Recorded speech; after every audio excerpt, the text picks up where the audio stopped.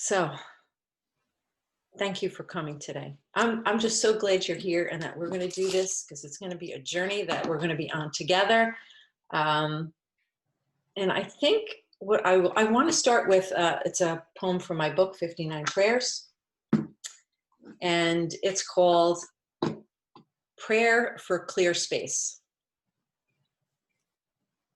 May I take the time this morning to fold my pajamas neatly. May I wash my breakfast bowl as soon as I use it. May I return my meditation pillow to its corner. May I sit in a clear, clean space today, unencumbered by clutter of the quotidian, unburdened by the overdose of media and memorabilia. May I remember that there is nothing more important than what I cannot see. May I move past stale objects that hold no promise, past the desire for a shiny new anything, and spend time in the vacant lot that is missing nothing, brimming with idea and spirit. May I create something from the invisible. May I leave every space today with my industry stowed, my refuse discarded, my messes swept, remembering how it first felt to enter the space clean, remembering how space can be an awakening. So the purpose of this class is to transform your relationship with clutter so that you can experience liberation. And in that liberation is where you will create your inspired life. Now, maybe that liberation is just actual letting go of things, and that's great. That's enough. But shedding and creating, I'd like you to think of it also as an expression of gratitude. Because the fact that we have so many things that we can shed is really just amazing. So I think we're going to start. This is going to be a working session. We're going to, you're going to be working with, obviously, I gave you all those supplies. How did everybody do with the supplies? I got them. Got them? Okay. Yeah. So I'm going to leave you guys all on unmute. So if you need to mute yourself, feel free to do so. Or if there's some other reason, I will, I will mute you if I need to. But because we're small enough, I think this is nice that we can just kind of interact and feel free to ask questions or make comments. That's fine. Because I think we all need to build on our collective energy. So speaking of collective, the first thing we're going to talk about is collections. So just let me know, does anybody here collect anything? We have people, nobody really collects anything. Okay. Did you collect things when you were? Barbara was raising her hand. Oh yeah. Barbara. Oh yeah. I need two hands to. My crystal collection is kind of a world unto its own. See, there you go. Okay.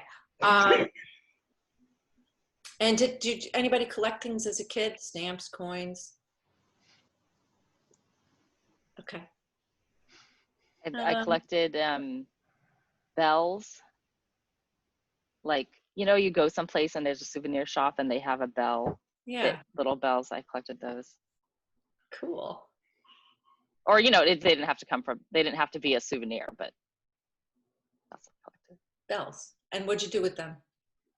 Just had them on the top of a dresser or a desk or something like that. Yeah. Ring them sometimes. Then bring them. Yeah, there you go. So the collections are things that we like, and we enjoy the hunt for them. And I just forgot to close this one door here. Let me see if I can just ask Georgia. Georgia, can you please close this door? Thank you. I was home alone. And I still soon will be home alone again, but I forgot that one door because it's so nice when nobody's here. I can just do my own thing.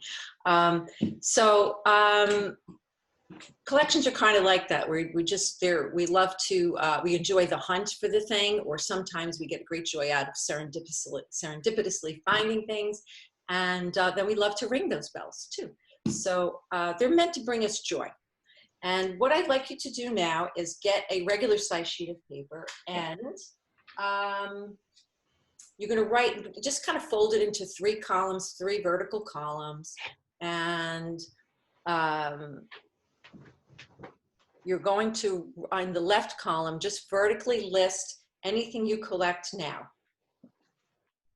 Anything you collect now. And Does it matter which direction? Like a business letter or the tall way? I would do tall way. Yeah, do the tall way.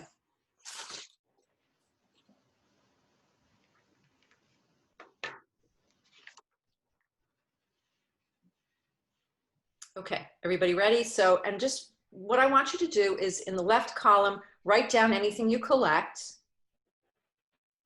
So that could be crystals, and you could even put down things that you collected when you were a kid. And I mean, I collect sea glass. I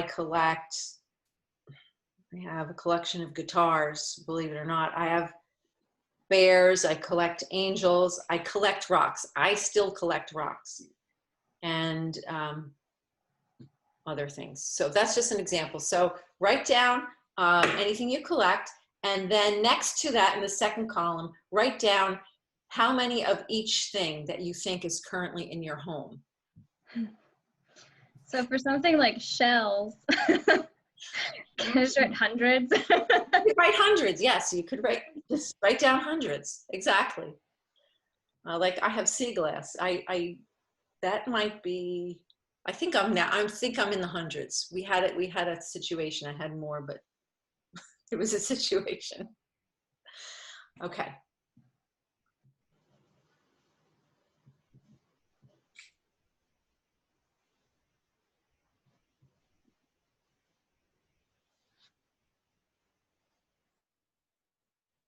What about things that you don't collect just to collect them? Yes, that's the excellent question. So are we kind of done with your collections? Are we ready to move on to the next thing? Because we can move on. Okay, so you're going to continue down this list, and I'm going to write a word, and you are going to do the same thing. You're going to write the word, and then next to it, how many you think you have of this.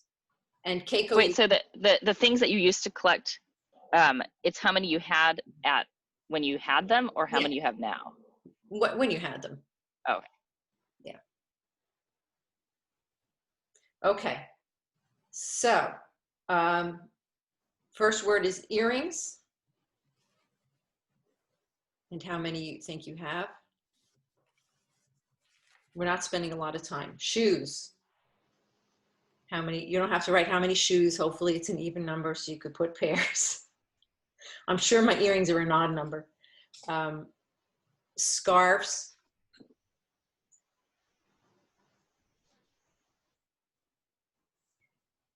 Pet toys.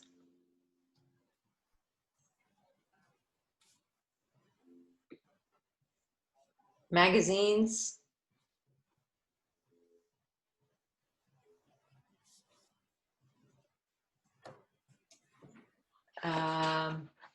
Here's a fun category. Books.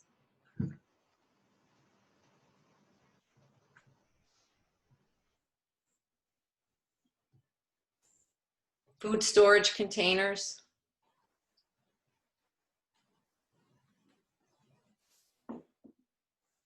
And DVDs.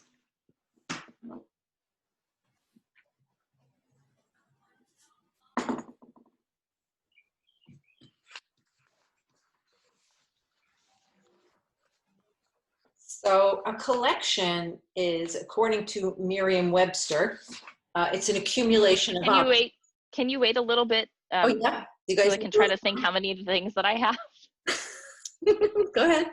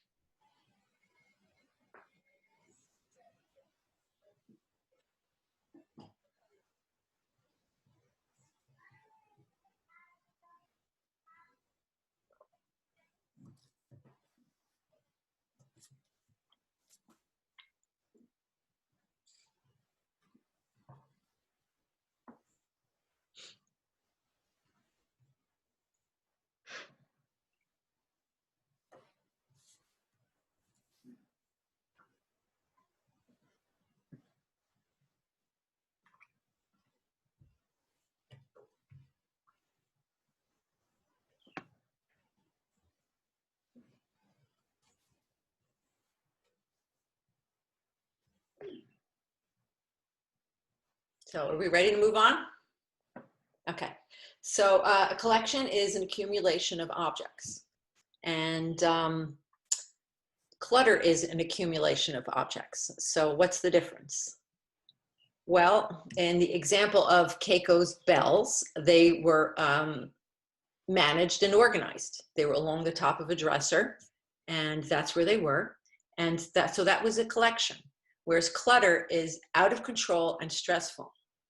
So I wanted to have this list. So you see that, I hope you can see that by all these ordinary objects, we do have collections. Does who thinks they have the most number of shoes? Anybody want to share how many pairs of shoes they think they have? Go ahead, Catherine. And I just got rid of some. I have about 35 pairs. 35 pairs. Okay. And I don't wear them, most of them. I wear the same ones all the time. It's true. It's true. I have a lot of shoes too. Anybody want to share it from another category? I mean, I probably have at least 100 pairs of earrings. 100? Oh my God. I might be overestimating, but there's a lot. Because you don't get rid of earrings, you just keep getting new ones. Yes. You don't get rid of them. So then, It's rare. what's up? It's rare that you would like get rid of a pair. Well, me, I don't know what other people do, but because it's like, well, maybe it'll go with some future outfit. Okay. All right. Future thinking. Yes.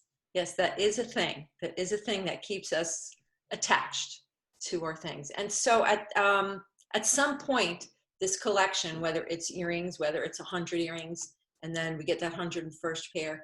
But shoes would be an example because that I like to use, because we have a shoe collection, and it's a nice collection as long as we can fit it in our closet nicely or on the shoe racks. And maybe we even keep a pile by the door. But when we start tripping over that pile, then it's no longer managed. Then it's not enjoyable. We're not enjoying that. We're getting annoyed. So there's this threshold. Maybe you like to have 3 pairs of shoes by the door, but once you reach your clutter threshold, that's where it's no longer managed, and now it's stressful. And that clutter threshold it's highly individualized, right? So this is your clutter. You have to decide where your clutter threshold is on things. That's where you're not going to feel serene anymore in your space. Where you can't, or it could be you can't find the pair of shoes that you want, or that pair of earrings, and then that also is you've kind of crossed your threshold. Unless you're happy. If you're happy that you can't find your things, but most of the time we're frustrated by that. So that's another sign that we have crossed over this threshold. So what we want to do. We're actually going to look at our clutter now, and shed+create is about removing things from your home.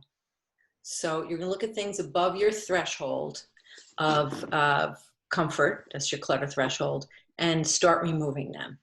And this is an ongoing process, because I know there are people who just, manage to never have to deal with clutter, because that's their personality type. That is not my personality type. I continually have to work with shed+create because I have a lot of interest, and so a lot of things come in, plus the normal stuff that comes in. You have mail, you have new, whatever. There's always stuff just living your life. There's stuff coming in, and so there's clutter, and you have to have this relationship about getting it out.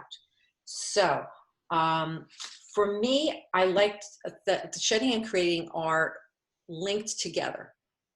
And because for one thing, I can't create when there's too much stuff above my clutter threshold. So also, if I find I'm blocked, then I start to look for something that I can get rid of. And I might go through a jewelry drawer or a bookshelf and just find something. And just that act of lightening up just signals to me that I am free and I have this extra space now, and that I can create more. I can create what I need. So the other thing that I like, the reason I like to link shed and create, is that linking create to shedding dispels that sense of loss and lack that you sometimes have with letting go. So just keeping in mind that when you are shedding, you are creating. You're automatically creating space, mental and physical, and also opening up space for you to express your creativity. Alrighty, now the work. You are going to, has anybody ever worked with mind maps? Raise your hand if you've done a mind map before. Okay, good. So we're going to do mind mapping. Yay. So you can get your big sheet of paper. How did everybody do with that? Good. If you don't have giant paper, okay, Barb has it. It's okay to do it on a small one. I mean, here's one that I did on a copier paper. So basically, you're going to create something that looks like this, and with multiple branches as you need to. And you're going to try, does everyone have color to work with? If not, no big deal. But the way you're going to work with color is that each topic has its own color. So you're going to put in the center of your mind map the word consider, because all we're doing right now is considering. And we're going to then pick, what did I have here? About 1, 2, 3, 4, 5. You can have anywhere between 5 and 7 branches. So consider that, that you're going to need space for the branches. So pick a color and start one branch that has clothing, the word, and you're going to label that branch clothing.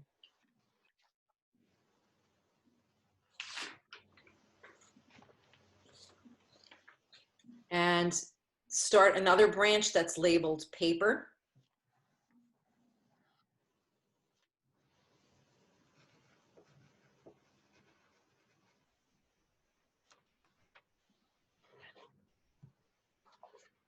The next one is books.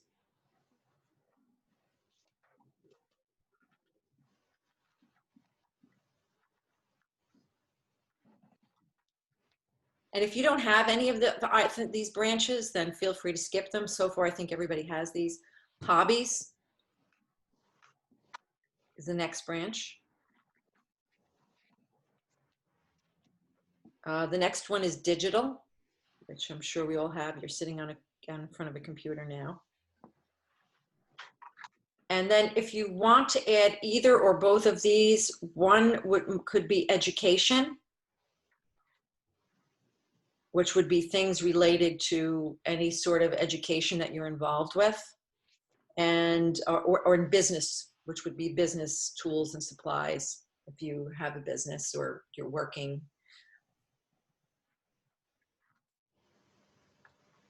And any other branch, feel free to add another topic if you feel there's some big gap here. So this is kind of like a mind map of Target. It's all the stuff that Target sells, and you probably bought a lot of this stuff in Target too. I want you to create sub branches off of each of these in the color that you've started for that branch, if you're using color, with any subcategories that you think are necessary. So for example, I have 4 hobbies. So I'm going to have 4 sub branches off of hobbies. Like I have crocheting, painting, photography, and collage. So anything, I know I have more hobbies, but just for the sake of this example, I'm only putting 4, and you can do the same. You don't have to do every single hobby that you have or would love to have, or, okay. Hobby people tend to have lots of hobbies. And for paper, you might want to have categories like magazines, bills, catalogs, mail.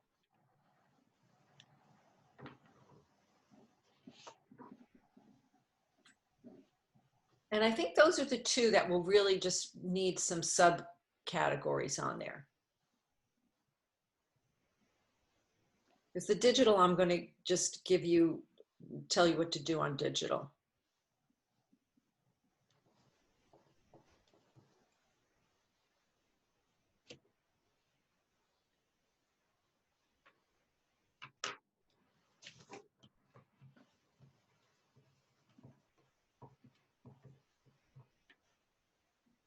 Okay, so now on the end of the clothing point, I want you to draw a branch and label each branch for places that you have clothing. And this could be things like accessories, jewelry, you know, coats, shoes. Where do you have all of your clothing?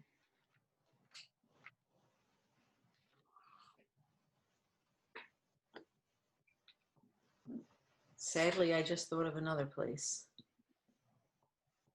So we always think clothing is in the closet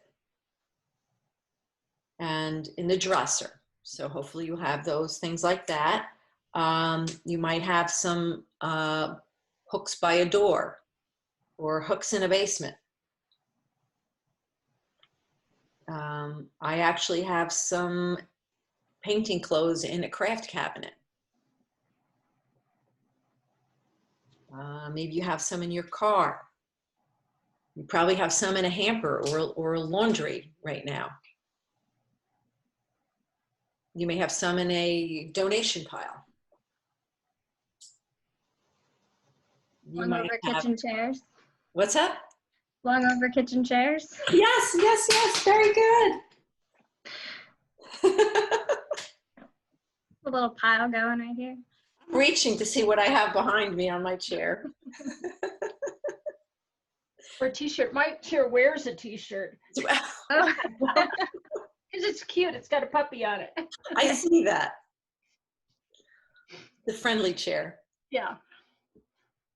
And so then I want you to go through, you can do the paper next and go to an end point, like let's say it's magazines, and list all the places that you have, that you might find a magazine in your home.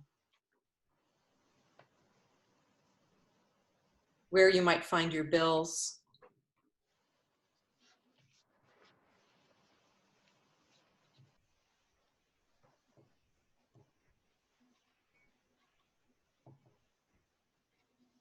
And you don't have to do this neatly. This week, you can just kind of go through quickly. Where's your mail? We have stage 1, stage 2, stage 3 these days.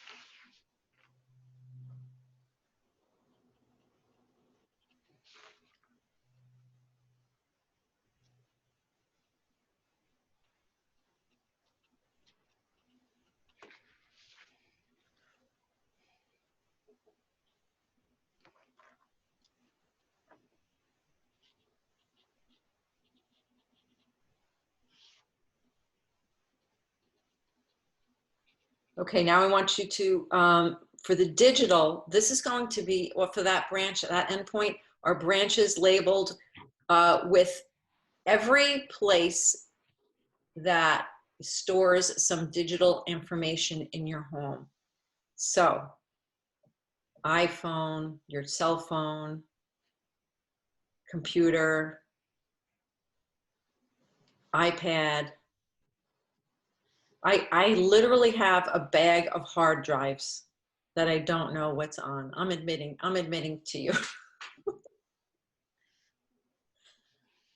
Any external hard drives, CDs, DVDs, any decommissioned computers. when I did this for myself, I was shocked, like that I had like the decommissioned computer and a digital photo frame.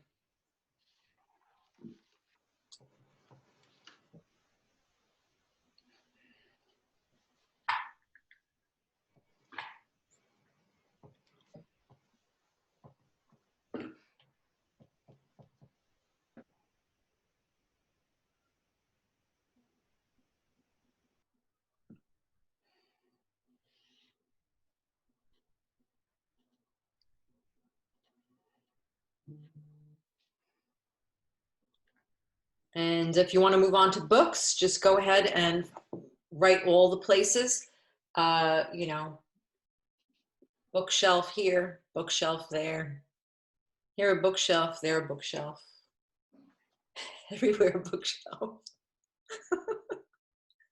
That is my house because we all love books. But obviously we have coffee table, night tables, and library pile, which right now is sitting waiting for the library to reopen.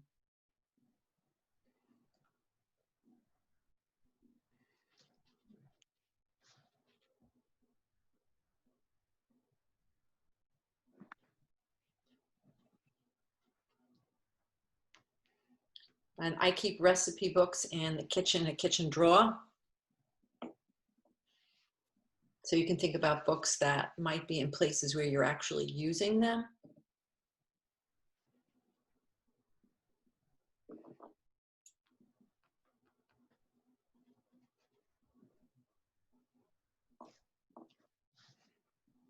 And then feel free to fill in anything on the hobbies.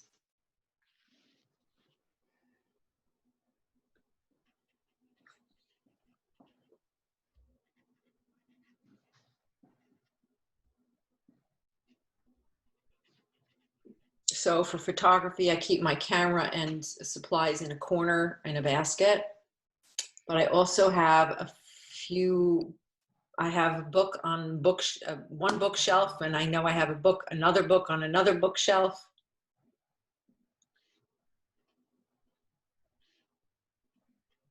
And right now my camera is not put away because I was taking pictures of baby deer that were in my backyard, and they were so cute. So I didn't put them away, put the camera away yet.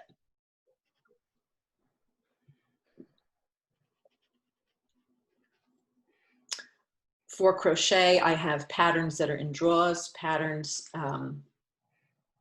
that are in a couple locations.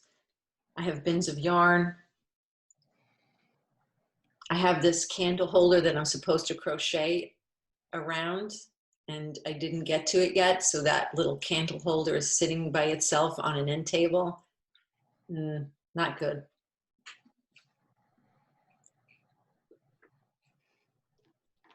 And I also have books in the bookshelf about crocheting.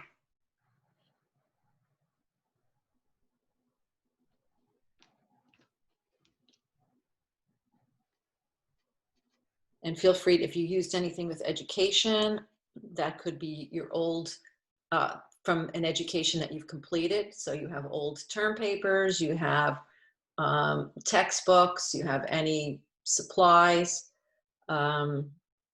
Or if you are teaching and you have bins of teaching supplies, anything you do for your business, where are those things? If you want to do that branch, you don't feel compelled to do it.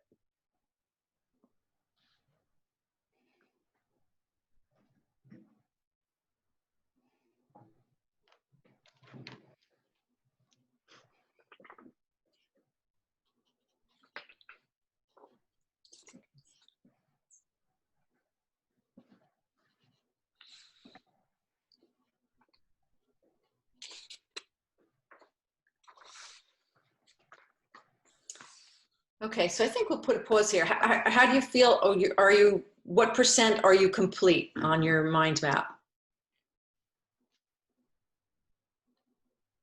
Do you feel like you're at least, okay, you feel pretty, like it's pretty populated? Yeah. Okay, so now we're going to do something called metacognitive drawing. And this is not about your drawing skills. This is just about letting you express yourself by bypassing all of your normal linear thinking and getting to the root of how you feel and how something makes you feel. So I want you to look over your mind map now. And what are you feeling as you see this as a whole? And what happens as you read each of the limbs? Are there any that really feel sore? Overall, when you look at this, do you feel like really, do you see relief at having put this all down on paper, that it looks organized? Do you feel any regret or guilt or anger? Maybe it's not your shoes that are by the door.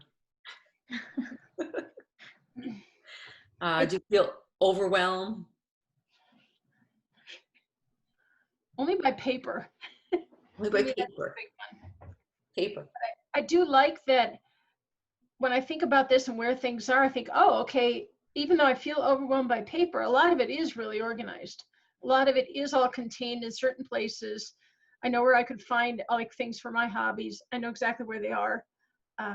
That feels good, that I'm maybe not as kind of insane about it as I thought I was, which is relief. Good, a relief, okay. I feel insane. But there's work to do, no doubt, no doubt.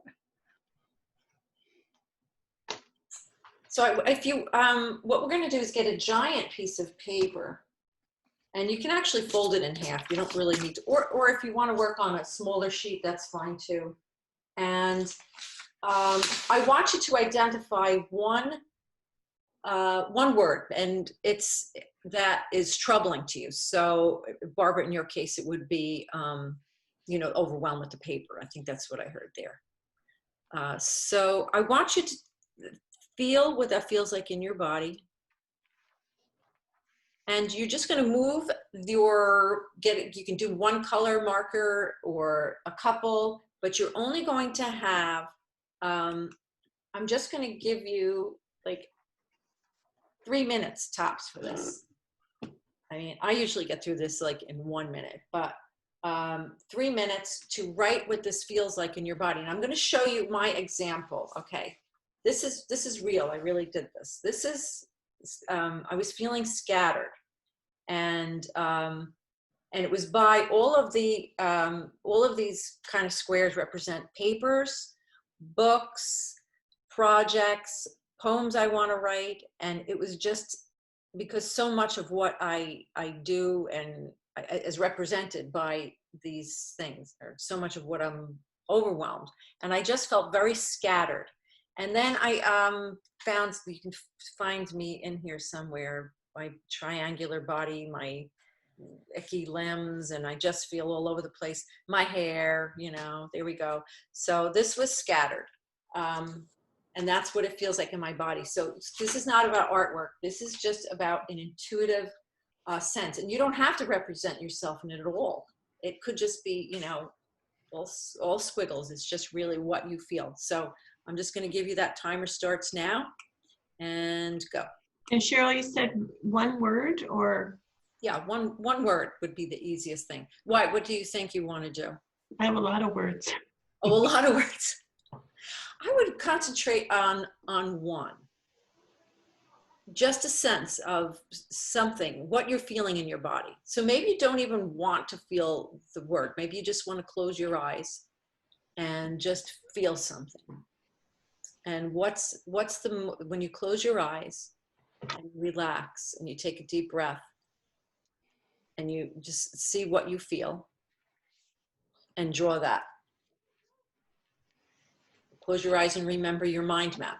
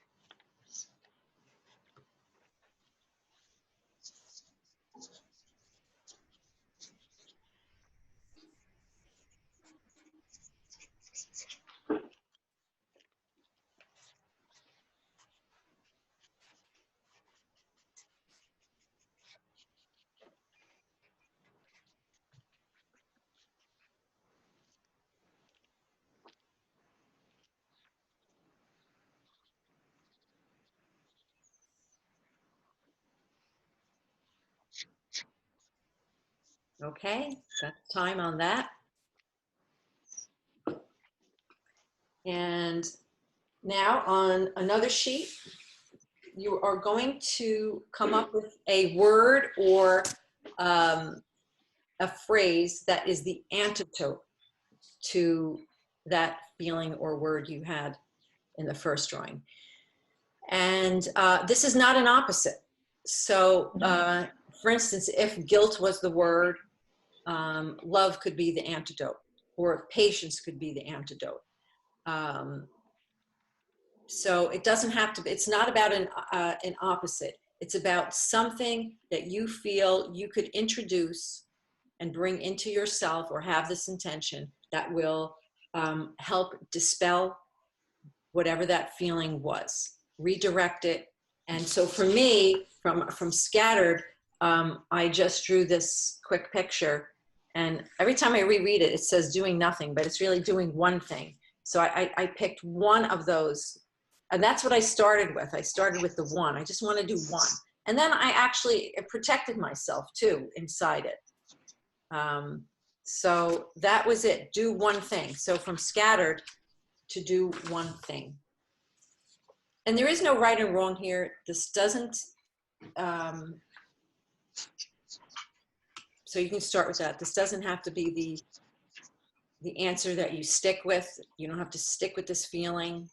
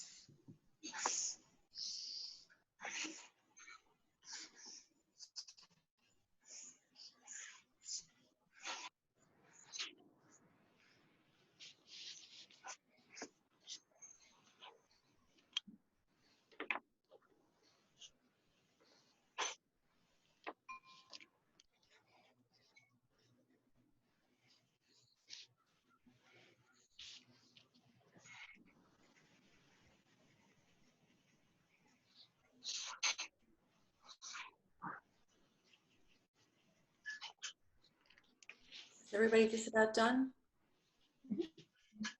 Okay. So would anybody like to share their 2 drawings? Or one? I can share mine. Okay. I had paper overwhelm as pressure and all these things squishing me. Oh. They all say things like fix this, write this, read this, do this, teach this, put this up, do this, write this, create this, fix this. Oh my gosh. And then on the other one, so you get it all in there, everything is organized and then they turned into flowers. They're in the middle, Oh, wow. clear. Oh, that's fantastic. Clear. Oh, I love it. Thank you. Yeah, it feels good. Anybody else? I'll share. Okay, I didn't have any words. So this is the first one, where the things of like categories are all mixed together and all over the place. And then over here, they're all together in little containers. And some of the containers have space where they're not full. Oh, Nice. that is wonderful. Wonderful.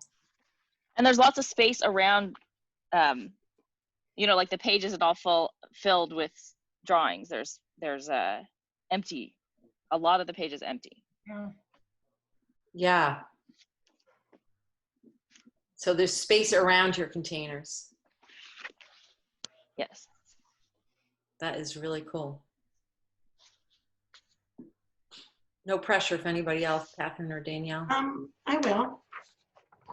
This is me, and I have a lot of question marks in my head, and I have a black heart, and I have an upset stomach, and I have blocks on my feet.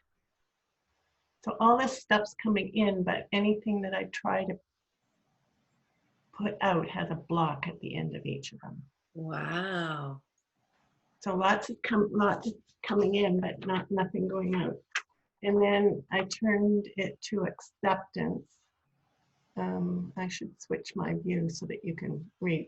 But I have check marks in my head now. My heart is radiating. My stomach is free. And things are going in and out. And there are no blocks on my feet. Or they are, but they're open. They're open. Yeah. They're channels now. Yeah. Wow. Amazing. You had a lot in there. Danielle, are you a no? Yeah, I'm a no. So what I found in doing this is that I thought my drawings were like not good. I'm like, oh, this isn't really good. It didn't hit the mark. But I keep coming back to this particular one. And I'm very satisfied that I was able to transform this and also give myself a little and remind myself about this. So you can do this anytime with anything that's troubling you, not just your clutter, and just capture the thing that's bothering you, draw something that represents it, and then figure out what the antidote might be. How you would rather feel or what you would rather see or think. And I think you guys did like an amazing job with that. So now this is the time. Is everybody, I'm going to just check in with you because I think we're about halfway. And now it's going to get hard. This is where you're going to get your exercise in for the day. And Cheryl, can you say what the name of this type of drawing is called? Yes, metacognitive. And the reason is it carries you beyond your cognition and thinking. So you want to bypass that. So it is a metaphor, right? So it's metacognitive drawing, but metaphor is the 2 parts of that, meta and for. Meta is beyond and for is carry. So a metaphor carries you beyond, and that's what you're just creating your own metaphor here, but you can just say it's bypassing your cognition. So we're going to check in now, and at this time, we're actually going to start some shedding and looking at some of your spots. So everybody doing okay? Any questions? Good. Okay. So if you feel you need to, take a bathroom break, you can ask your body that question, and maybe you want to have a little bit of water before you do this. Just drink a little bit. You can drink any amount you want. Does anyone need to just take a break? Or we're okay to move on to the next aggressive part? No, this is going to be fun. Okay. So what I'd like you to do is you're going to choose, you can look at your consider map and choose an area from there or a room that is going to be your space of focus for our time together. Like right now, this is what you're going to do. So we're going to choose a space of focus. And if you want, you can choose like a room, like a living room, or maybe you want to stay out of the kitchen. That could be too complicated, but pick a non-kitchen room for now. And it's going to be a place that you're going to be going back and forth to for the remainder of our session. So if you don't want to be running up and down stairs a lot, but you may be doing that anyway. I don't know if you have stairs. So you might want to choose your space of focus with that consideration in mind. So you're choosing your space of focus, you're having water, and is everyone ready? Okay. So the first thing you're going to do is you're going to go to your space of focus and you're going to take a picture or two. Now, if you're just going to work in one corner of the room, just one thing, if you want to take an overall, you might need a few pictures. You're just going to take your before shot. And you're going to set your timer for 5 minutes, and you're going to go to your space of focus, and you are going to throw away garbage. Okay, now this seems like it's like something, you look around your house, this is not a lot of garbage. I'm telling you, you probably find stuff. And that's all you can do. It's not, if you find a coffee cup from 3 weeks ago, we're not doing that. Right now, we are getting rid of actual garbage that is going to go in. It could be a tiny piece of paper from a straw. It doesn't matter what it is, it counts as garbage. And you're just going to do that. So go ahead, set your timer, take your picture, and now is throw it away. Throw it away. That's your mantra. Throw it away. So if it's moving something, we're not moving anything, we're not relocating, it doesn't matter. It's only throwing. So does anybody have any questions? How long is the timer, did you say? 5 minutes. Okay. Okay, go. And then meet back in 5.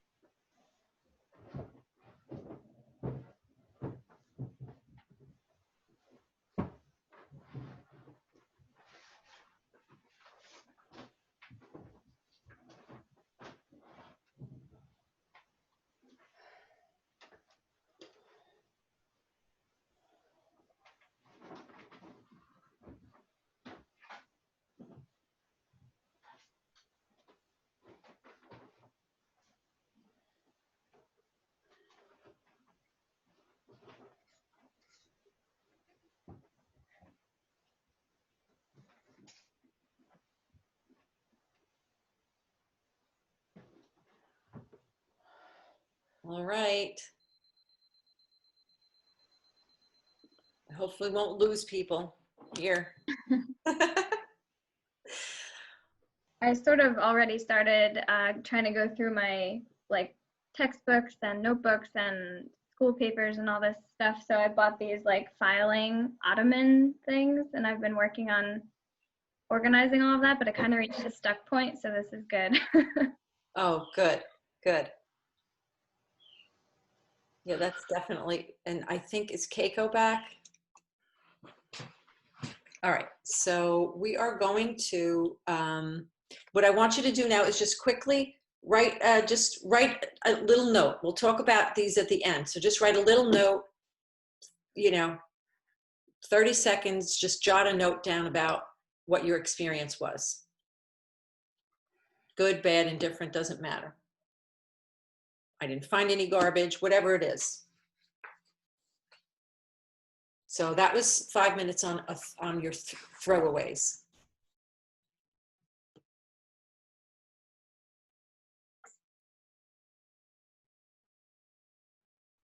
Yeah, it kind of broke up. I broke up? Yeah, How is it now? it's fine now. Okay. Yeah, I did get a message right after you said that, but okay. All right. So now you're going to, go back to your space of focus, and you're going to do easy. Oh, but wait, but what are we supposed to write the note about? Sorry. Oh, anything you experience, like I didn't find any garbage, or I can't believe what I found, or whatever it is, or this seems unnecessary, or whatever you think that experience was.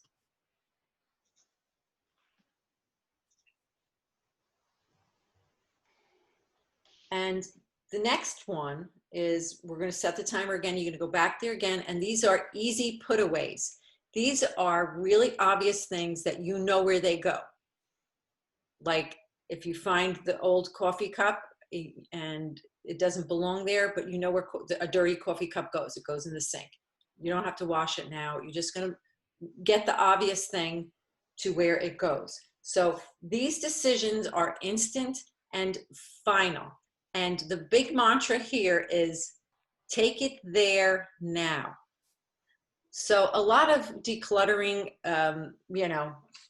experts and everything, they say, oh, you have the keep pile, and this is the equivalent of the keep pile, but those don't work, because what happens is when you work with 5-minute increment, at the end you're going to have a big pile, a keep pile, and then it's not processed. It's there and it's just another pile, and you haven't done anything. You've really just moved stuff. So we're trying not to move it and just shift it around. That's a shuffle. We don't want to shuffle it. We want to get it to where it goes. So if it's, and recycling is also part of the throwaway, by the way. If you find junky paper and you want to put that in your recycling bin, that's throwaway. But the putaways, you're going to take it there now. So you're going to look for something. You find a paper clip that doesn't belong on your coffee table. You're going to walk that one little paper clip to the place it goes. I mean, if you're there and you obviously see another paper clip, you can grab that one too. You don't have to be that, but you are not saving up. You're going to take the one thing and take it where it goes, no matter where it goes in your house. So these are things that you know immediately. You look at it and go, oh, that pair of underwear doesn't belong there, whatever it is. Okay, so don't get distracted. Again, don't get distracted. Don't start fretting over things that you don't know, or folding a blanket. You're not neatening. All you're doing is putting things away that don't belong. Take it there now. Set your timer and go.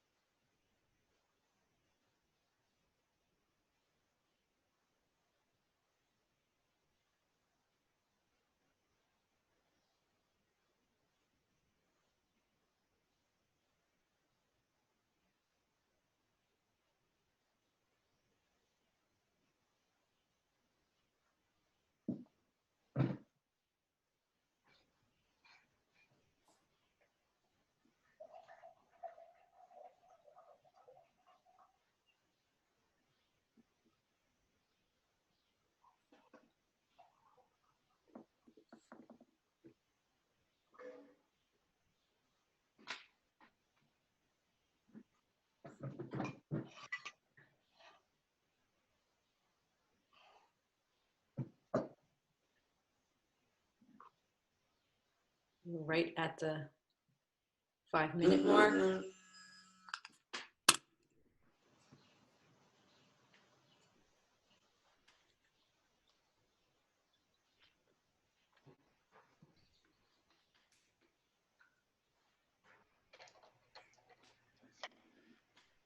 It looks like we're all back. And again, just take a minute to just jot down just a sentence or two about your experience.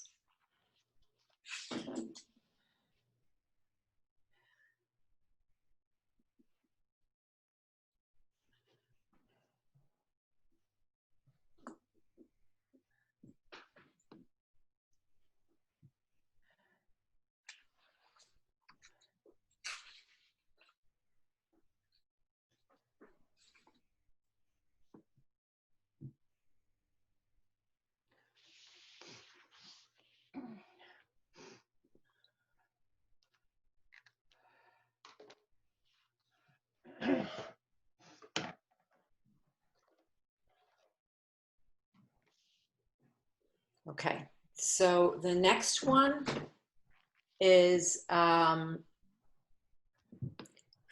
minutes on giveaway. So this is anything that you don't even know how it got into your house, or you've been meaning to donate this.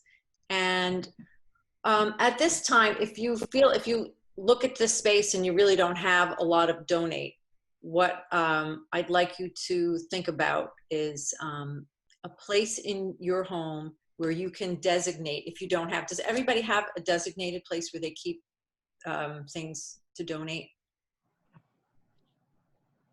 Okay, so it's a good idea to have one, because especially if you have more than one person, but even if it's just like yourself, like because I'm the one that seems to be doing the most all the time, and just doing it in dribs and drabs. And so when you're doing things like that, some people just prefer to have like the giant, overhaul. But this system isn't really about that. This is just about being able to deal with things as they come up and deal with it in smaller increments.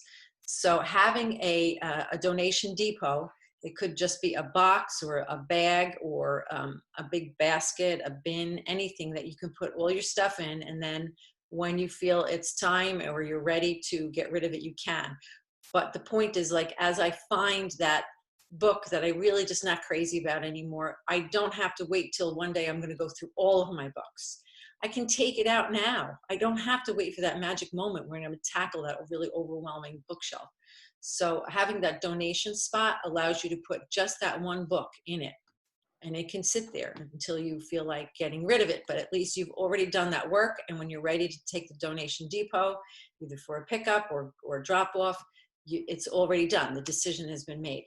So if you want to go back to your space of focus now, maybe let's just only do 3 minutes in this space and see if there's anything that you feel would be able to make it to your donation depot, or just think about your donation spot.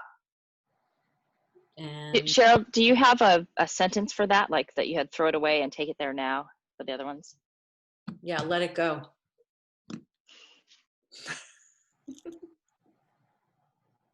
All right, 5 minutes on. Anything else before you go? Good. Okay.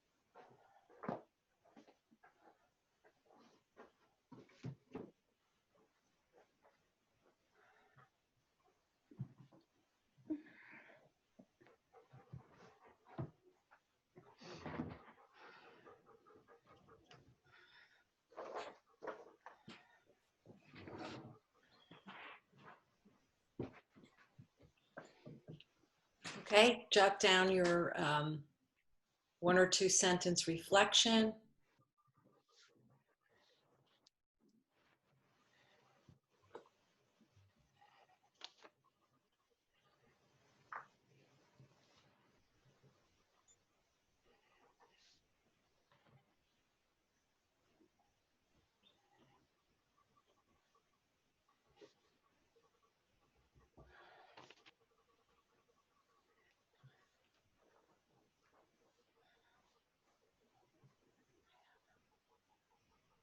So finish up your reflection there.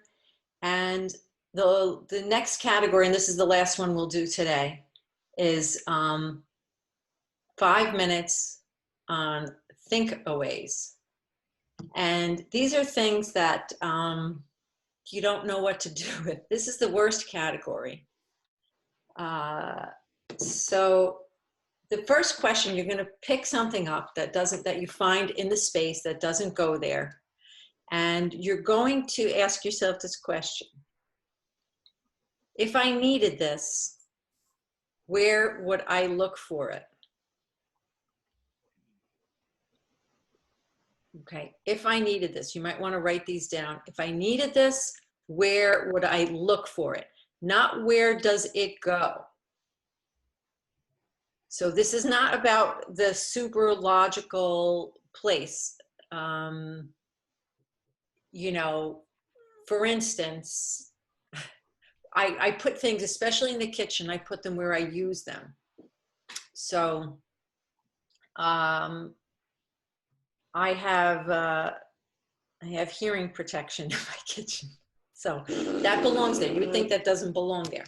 I don't put my garlic press in with my utensils because there's a place in the kitchen. I put it in the drawer right above the garbage because that's where I like to deal with garlic, right above the garbage.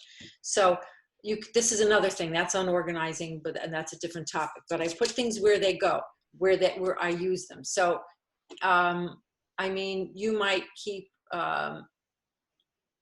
like hats in your laundry room. That's an example that I did. I kept hats in a cabinet in the laundry room. Even though when off-season hats, when I was done using them, I did not put them with off-season storage, which would make sense to put it with all my off-season storage. I kept them in the laundry room. This is not in the current house, but it made sense. So it's where I would look for a hat. So if I found a hat somewhere, I would put it where I would look. And then if you don't know where you would put it, you're like, gee, I really don't know. The next question is, why would I ever look for this?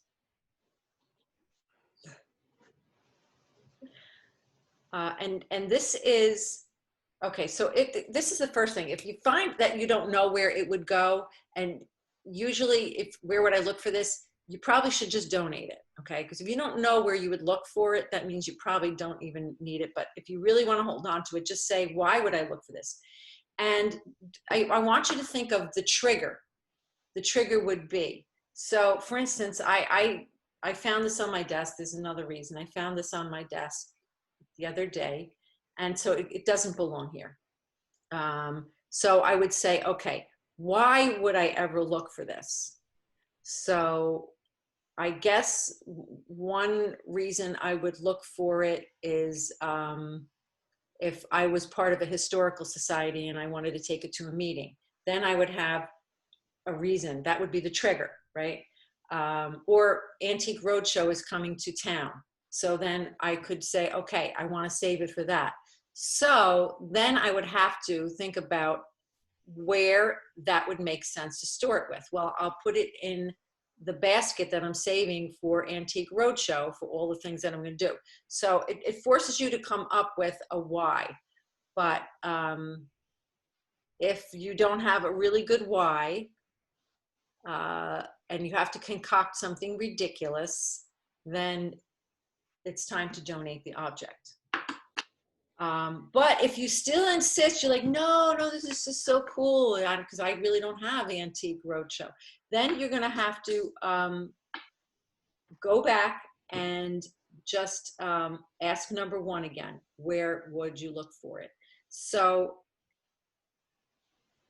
if you get to the bottom of these questions and you can't imagine what to do with it, then it's definitely a donate.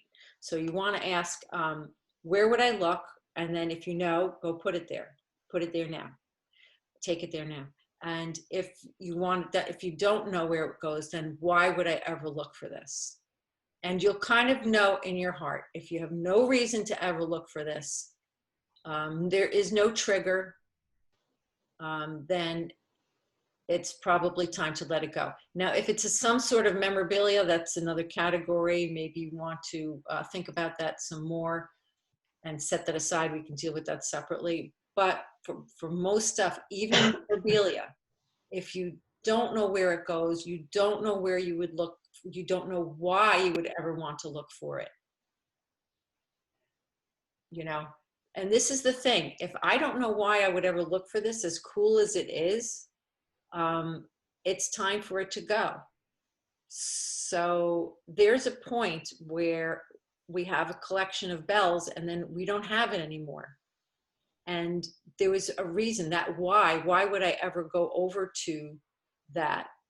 We don't have an answer anymore, right? We stopped ringing them, or we stopped, whatever it is, the joy stopped. So is everybody clear?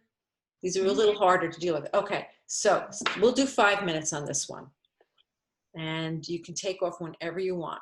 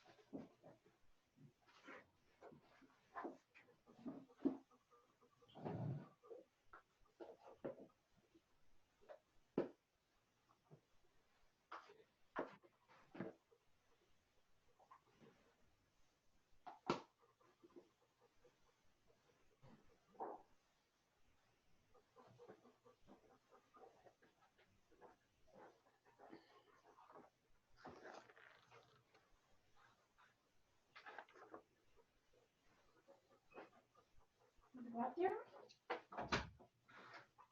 You calm now?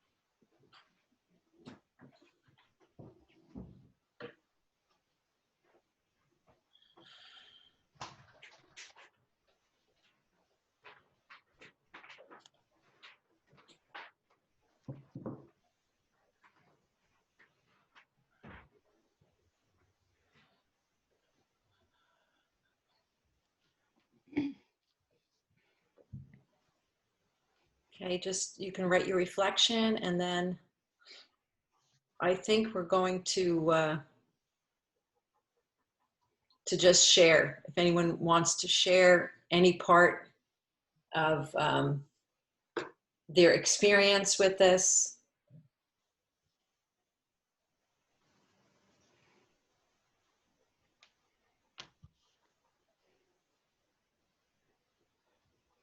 How did it feel trying to operate in the silos of throw away, put away, give away, think away? For the put away, it's funny, like I think that's the easiest one to overlook, especially when there's a few random things, because you're like, oh, I don't know. But I was thinking like, oh, I don't even think there's anything in that room that's super obvious, like has a place. And I go in there, I'm like, oh, there's a bra in the corner, and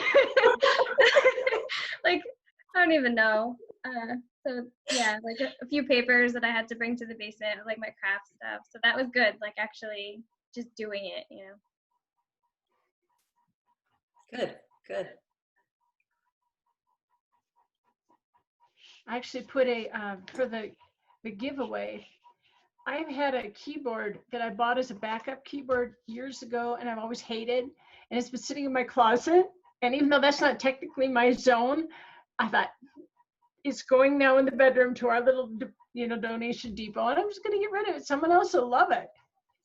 Why am I holding on to this? Just never got around to thinking about doing it, or actually doing it. I've thought about it a lot. So one less thing on the pressure category is gone. Isn't that right? Isn't that interesting that you've thought about it a lot? Like you have this thing, and keeping this thing that you don't like, you keep thinking about it. So that's fantastic. Yeah, so really, you're saying in that giveaway, even though you're in one space, it changed your mindset to like, what else can I possibly donate? And I think that's another benefit of working in the silos is it can be challenging, but it shifts your mindset too. It's like, oh yeah, I can get rid of this other crap. Anybody else?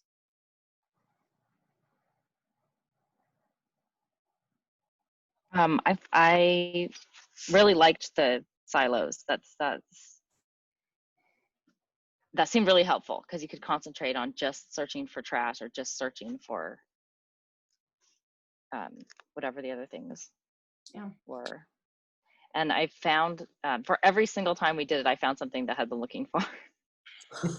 Really? Yeah. Or I don't know if I found something I had been looking for. I found a couple of them, like one was something that I had been looking for and like looked for a lot and didn't find. It was really annoying. And one was something that I had, like one was a library book that I had forgotten that I checked out of the library, and it's been so fabulous being able to keep all these library books for so long because I have a really good set of them.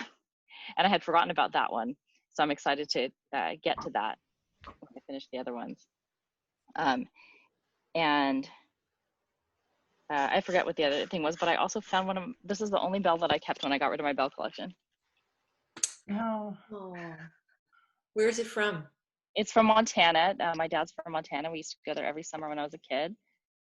This is Montana, the treasure state, and it's made out of copper. That was a very big mining in Montana. My dad lived in a town where they smelted it. Cool. So you found your bell. It's nice you can have that one that kind of represents the whole in that period of your life when you were collecting. That's cool. Right. Yeah. Yeah. There's a lot of power in that, actually. Yeah. I chose a drawer in my dresser, which was probably not the best place to start because it's so jam-packed. I would have just had to empty it all out onto the bed and start sorting. So it was a little hard to do some of the things, but I found something. Well, there's a belt that I bought probably 30 years ago. I paid a lot of money for it. I've never worn it, and I've just moved it from place to place thinking someday I will be funky enough to wear this. But so far I'm not, so that's going to go. And I found 4 bras that still have the tags on them. When that particular bra was discontinued, I was really upset, so I bought a lot of them and put them in the drawer. And I don't really wear bras anymore, so why do I have them? It's like ridiculous. That's got to be like 10 years that they've been sitting in a drawer, never worn. So, but I did find some other stuff that is now in the garbage, so that's good. But the thought process is very good. Around the belt and the bras was very interesting. So what's great was about what you experienced is that you went through this draw, and you, without having to say, oh, I got to dump this all out. Like, that's your old thinking. Like you said, I really should have. No, there's no reason you should have dumped it all out if that's what you want to do. But like the trap for me, and that's why that's like, it's problematic, is you dump that out, you get sidetracked, then you start, you know, I actually start dumping another drawer. You know what I mean? You can just cascade, and you're like, oh, this really, because then once you find these things that don't belong in that drawer, they belong in this drawer, then you want to organize that drawer as a mess. So by just taking out these small things, you've shed them. It's done. And that drawer is lighter now. And you didn't have to go through and take everything apart. And when the 5 minutes is up, guess what? You close that drawer, and it's good. You have nothing else to deal with at the end of the 5 minutes. That's the point. Like, yeah, I think my approach has always been, I have to do it in a logical way, and I have to do it perfectly. So don't even try. That's right. Yeah, I'm a perfectionist, or I like to think I'm a recovering perfectionist, but you know, it still happens. But that's the thing too. You want to do it perfectly, and the thing with clutter is that you can't do it perfectly, or most people can't, and because it's just constantly, there's stuff in, you have a life, you have distractions, and so you know what, good is good. You know, perfect is perfect, but we could just do good, and just getting rid of a few things, good is good. Yeah. Having something a little better is still good. That's good. That's progress. So, Yeah. Anything else? So I'm doing this right alongside you. So I'll tell you what I got rid of. And I actually went into a TV room, and I said, well, you know, nothing's that out of order. But I have one end table. It's just an end table, you know, with a top for the lamp and the bottom for like clutter. And it's amazing how much clutter I have packed in there. And it doesn't look bad, because it doesn't look bad to me because of something I read in this book too, this Stephanie Voigt Bennett. She calls them tolerations. There are things that you walk past again and again, and you just tolerate this stuff. And why, I don't know. And there were all these things like on the top, like with the lamp, there were just, well, there was the crochet candle thing that I told you I had, that one day I will crochet. But I found a kid's card game there called Ziggity, in this cute little tin can, and it was a cool card. The cards are plastic, which is unusual. It's a deck of cards, but they're plastic and they're transparent. And it's such a cool game. Why it's there, I have no idea. No one in my house has played it in 15 years or more. So my younger daughter will be 25. I'm sure she did not play it when she was, when she was 10. It's a young kid's game. Why do I have it? Because I thought it was cool. And I just couldn't get to a good why. Why would I ever go look for Ziggity? And so it's in the donation pile. And I had already done that donation silo and went right over it. So I'm like, that it didn't even register. But when I actually got to the bottom there, I said, wow, why is this here? This is embarrassing. I'm actually embarrassed. I'm admitting this to you, but like, this isn't really about getting embarrassed. This is about getting things out and removing stuff. So I also found that when I was going back, like to do the, to get to the think-aways, I was seeing more either put-aways or trash, and I did not deal with it. I tried to focus on just that. So the thing about doing this is I like 5-minute increments. They worked out great for us today. Obviously, you can set the time for whatever you want.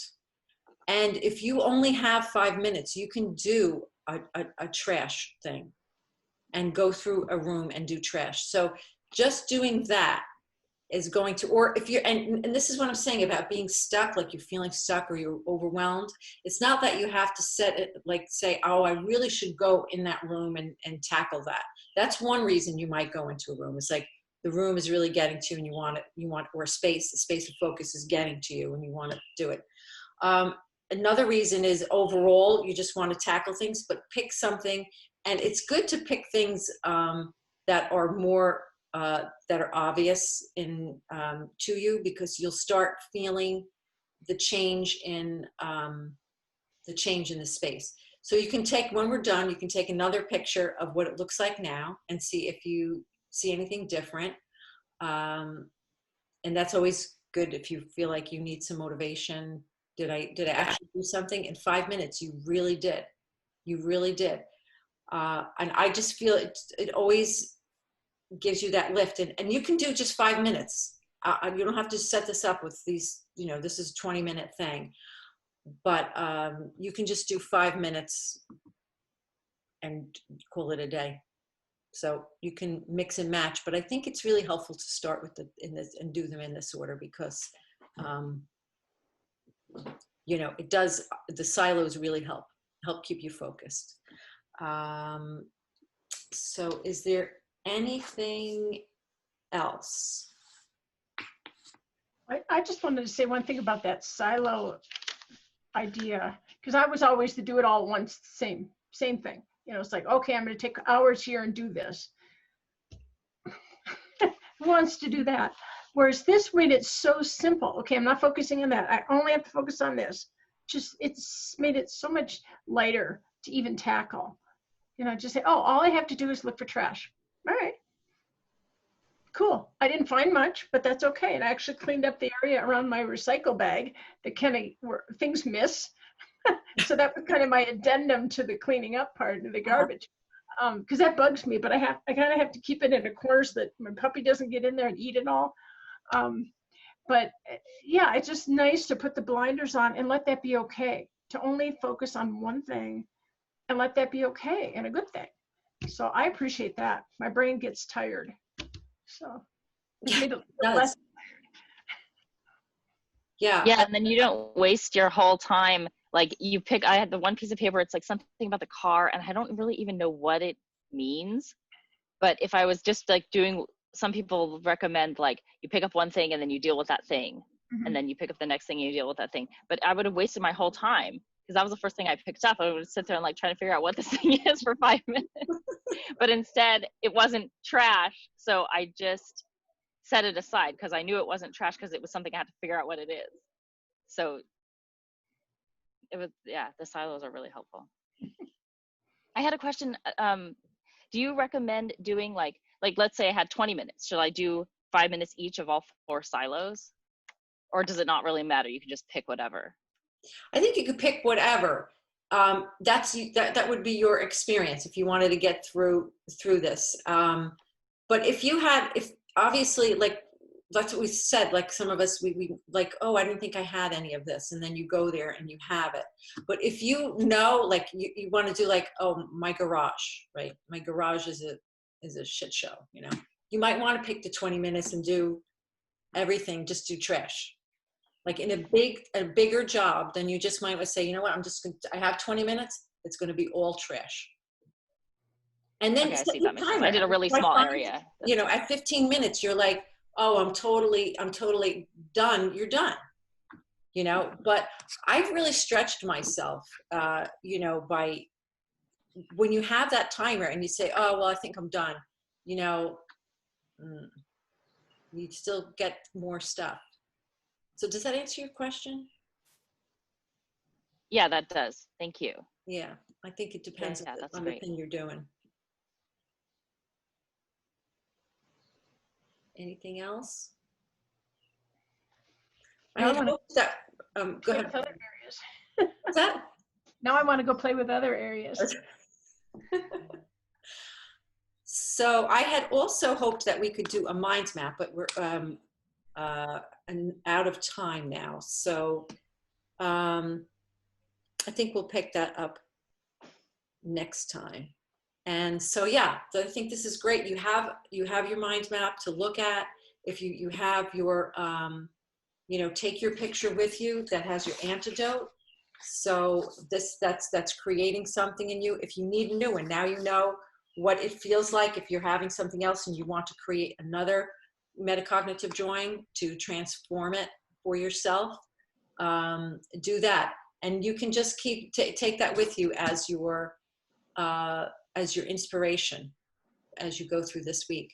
So and then I'd like to, I don't know if anybody's interested in the Facebook page or not, and posting in there anything that you have shed over the week or anything you've discovered, that's fine. Or we can just reconnect when we reconnect next week.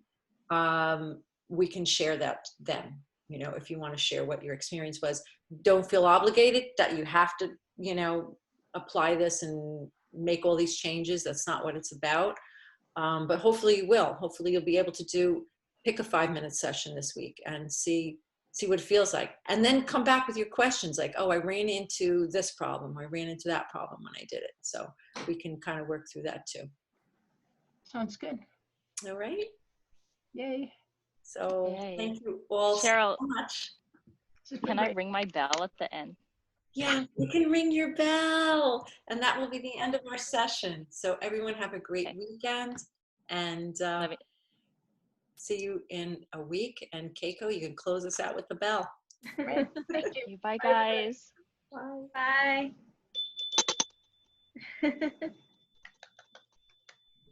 Yay. Love it.